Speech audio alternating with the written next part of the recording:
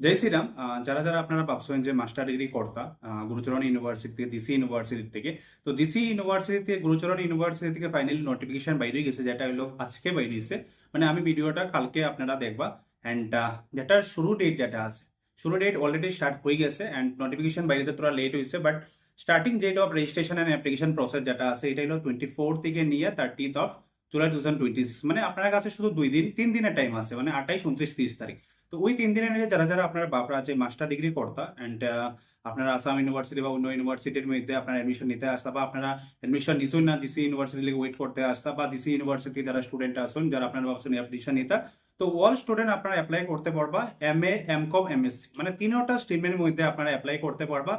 আপনারা চাইলে 2-3টা কোর্সের মধ্যেও আপনারা অ্যাপ্লাই করতে পারবা। যদি মনে করেন আপনার মেইন অনার্স পেপার যেটা আছে, এই পেপারে আমি যে আপনার অ্যাডমিশন নিতা, এটাও পারবা। যদি মনে করেন আপনার অন্য সেমিস্টার মানে অন্য পেপারও আপনারা যদি অ্যাপ্লাই করতে চান, এন্ড ওই সাবজেক্টটা যদি আপনার ডিগ্রির মধ্যে থাকে দেন ইউ আর এলিজিবল কি আপনার মানে অন্য সাবজেক্টের লিগেও অ্যাপ্লাই করতে পারবা।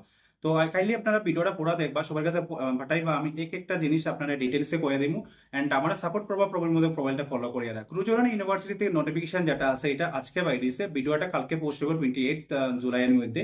বাট গুরুচরণ ইউনিভার্সিটি থেকে যারা নোটিফিকেশন বাইরেছে, এটার মধ্যে রেজিস্ট্রেশন প্রসেস যেটা আছে, এটা 24 জুলাই টু লইয়া 30 জুলাই 2026। যেটার মধ্যে কালেকশন উইন্ডো আছে, এটা হলো আপনার 31 জুলাইয়ের মধ্যে।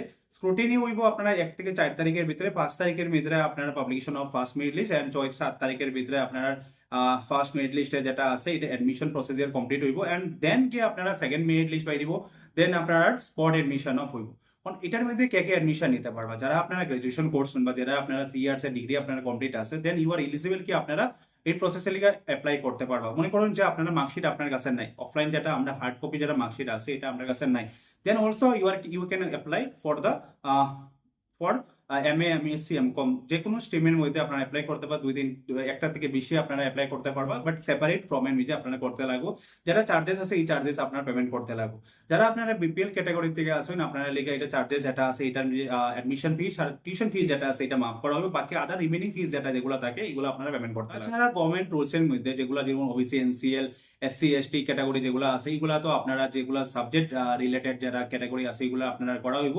মেইন প্রসেস যেটা আছে অ্যাডমিশন প্রসেসটা আপনারা নেওয়া হইব মেরিট বেসিসে। যদি আপনারা অনার্সের মিজে যে পেপারে মিজে আপনার মেরিট মানে পার্সেন্টেজ আছে, এই পার্সেন্টেজের হিসাবে আপনারা অ্যাডমিশন। আপনারা যারা যারা ভাবছেন যে আপনারা অ্যাডমিশন নিতে এখন অব্দি আপনারা অ্যাডমিশন নিছেন, MA মধ্যে অ্যাডমিশন করতে, এন্ড ফাইনালি আপনারা লিগে অপরচুনিটি যে কোনো স্টুডেন্ট আপনারা দেখ রা বড়াগুলি থেকে দেখ রা আসাম থেকে দেখ রা ইচ এন্ড এভরিওয়ান ক্যান সবার কাছে পৌঁছায় দিবা। কেন কি এই জিনিসটা অলরেডি মাত্র 2 দিন আছে, ওই 2 দিনের ভিতরে আপনার প্রসেসগুলো কমপ্লিট হবে। এন্ড আপনারা কাইন্ডলি ভিডিওটা সবার কাছে পৌঁছাইবা।